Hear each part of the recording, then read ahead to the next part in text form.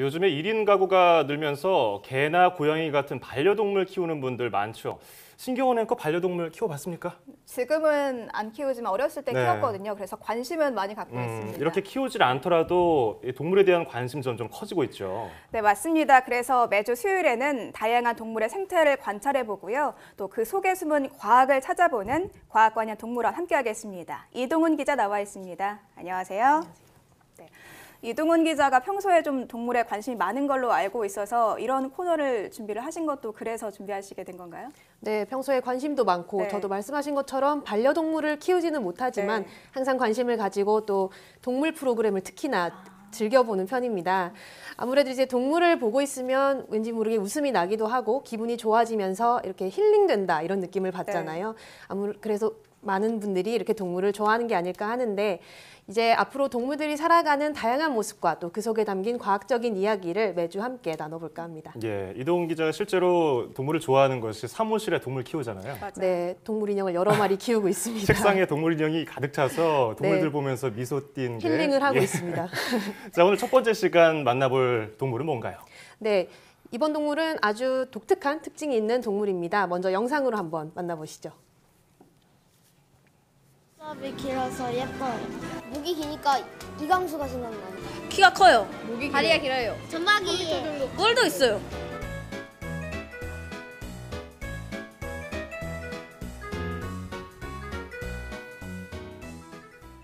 예, 굉장히 쉽네요. 뭐 마지막에 정답도 나왔거니와 목이 길고 뭐 이광수다, 기린이잖아요, 기린. 네, 맞습니다. 아이들도 얘기했지만은 기린 하면 긴 목을 가장 먼저 떠올리게 되잖아요. 예. 그런데 이 기린이 사실상 지구에 처음 나타났을 때는 목이 이렇게 길지 않았다고 합니다. 어허. 당연히 기린 하면 목이 긴 동물이다 이렇게 생각을 하는데 그러면 기린의 목이 길어진 이유는 무엇일까요? 이제 많이들 예상을 하시겠지만 바로 유전자 변이 때문인데요. 네. 이제 기린이 유전자를 분석하는데 과학자들이 처음으로 성공을 하면서 이 기린 목을 길게 만든 유전자는 무엇일까를 찾아냈습니다. 기린과 중에서도 목이 짧은 동물인 오카피라는 동물과 기린의 유전체 서열을 분석했더니 유독 기린에게서만 이 특정 유전자의 변이가 나타난 겁니다. 그러면은 뭐 유전자 변이를 통해서 그렇게 발생이 한 것 같은데 이 변이가 되면서 기린의 목이 과거와 달리 길어졌다는 이런 얘기네요. 쉽게 설명하면은. 네, 맞습니다. 이 유전자는 사실 사람이나 뭐 쥐에게도 있는 유전자입니다.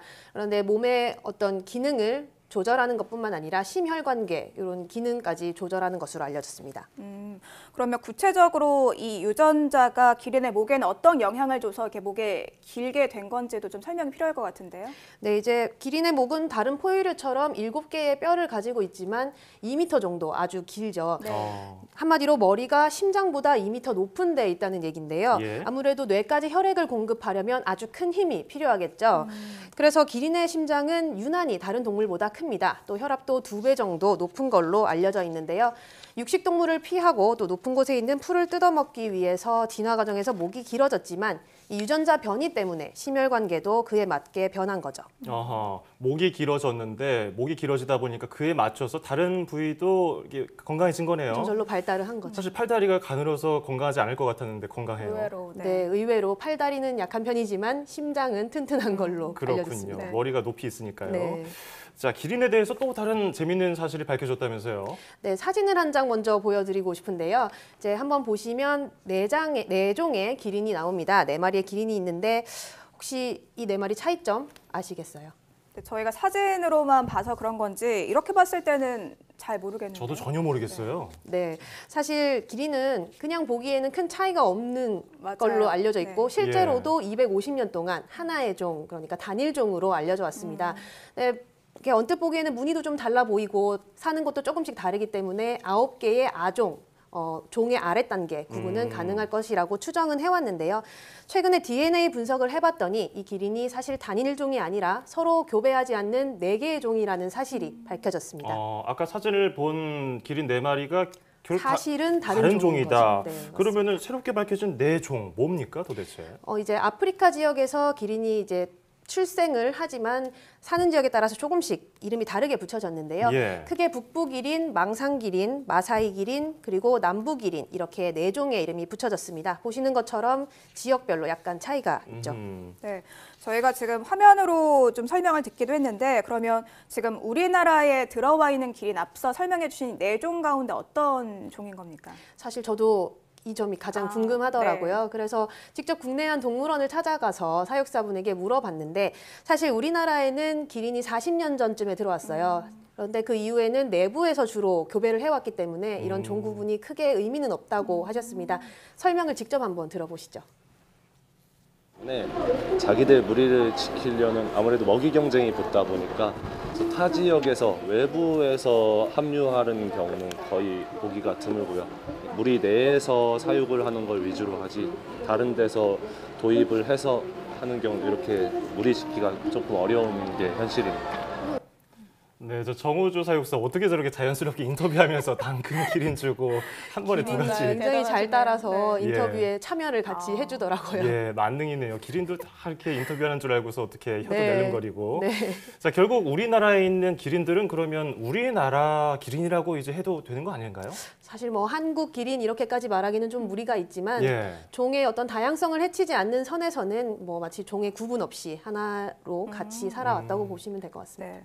그리고 그 동물원에 직접 가서 취재를 하셨잖아요. 그래서 그 굉장히 좀 우리나라에서 유명한 기린을 실제로 만나보셨다는 얘기도 들었는데 좀 설명을 해주시죠. 네, 맞습니다. 다산의 여왕 장순이인데요. 네. 어허. 이제 장순이의 경우는 아주 어린 기린처럼 보이지만 18마리 기린의 엄마입니다.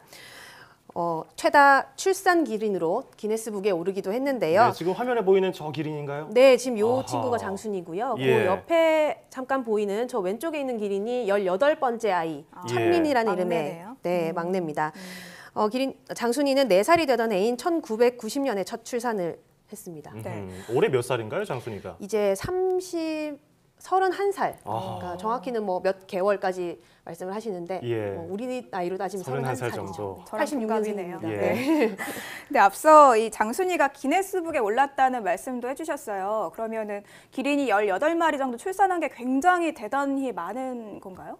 기린이 보통 임신을 하면 420일에서 450일 정도가 걸리거든요. 네. 새끼를 낳으면 1년 이상 젖을 먹이는데 출산 간격이 보통 20개월에서 23개월 정도 됩니다. 아하. 그렇지만 이제 4살 정도가 돼야지 성체이기 때문에 그때 돼야 이제 아이를 낳을 수 있는데 장순이 같은 경우는 마지막 18번째 새끼를 낳았을 때가 27살이었거든요. 계산을 해보면 한 17개월 정도 간격으로 새끼를 낳았다고 보시면 될 것 같습니다. 네. 그러면 기린이 출산할 때요, 새끼를 한 번에 한 마리씩밖에 출산을 못하는 겁니까? 아니면 쌍둥이도 낳을 수 있는 겁니까? 쌍둥이도 낳을 수는 있습니다. 그렇지만 굉장히 드문 경우고 장순이의 경우는 1997년에 6번째 출산을 했을 때 천지와 창조라는 쌍둥이를 낳은 적이 있는데 이후에는 쌍둥이를 낳은 적이 없다고 합니다. 예, 뭐 사람 시대는 사람 세계는 저출산이고 그리고 기린은 참 귀한 동물이어가지고 장순이 참 장하고 대단하네요. 맞아요. 예, 처음에는 좀 귀엽게 보였었는데 위대하게 보이기도 해요. 네. 이 장순이 자체가 워낙에 건강한 기린이고요. 예. 그래서 아이들도 18마리 쌍둥이까지 19마리가 다 건강하게 잘 자랐다고 합니다. 무엇보다 이제 사육사분들의 말로는 건강한 이제 사육 환경, 또 집중적인 보살핌, 안정적인 어떤 마음 이런 게 중요하다고 하셨고요. 특히 장순이의 경우는 남편 장다리와의 금슬이 아직까지도 굉장히 좋은 것으로 알려졌습니다. 예. 그래서 지난 2015년에는 결혼 25주년을 기념해서 은혼식을 열기도 했습니다. 뭐 장순이가 새끼를 많이 출산하기도 했지만 또 쌍둥이까지 출산한 경력이 있는 대단한 기린이라 생각이 드는데 오늘 이동훈 기자 얘기를 들어보니까 이 기린이 단순히 목이 긴 동물뿐 아니라 굉장히 좀 과학적인 재미있는 이야기를 많이 담고 있구나 이런 생각이 또 한 번 들었어요. 예, 저는 뭐 장순이 부부 금슬이 좀 부럽기도 하고요. 저도 그렇게 다산을 하려고 노력을 해보죠. 자, 이동훈 기자 오늘 잘 들었고요. 다음 주에도 기대하겠습니다. 고맙습니다. 맞습니다.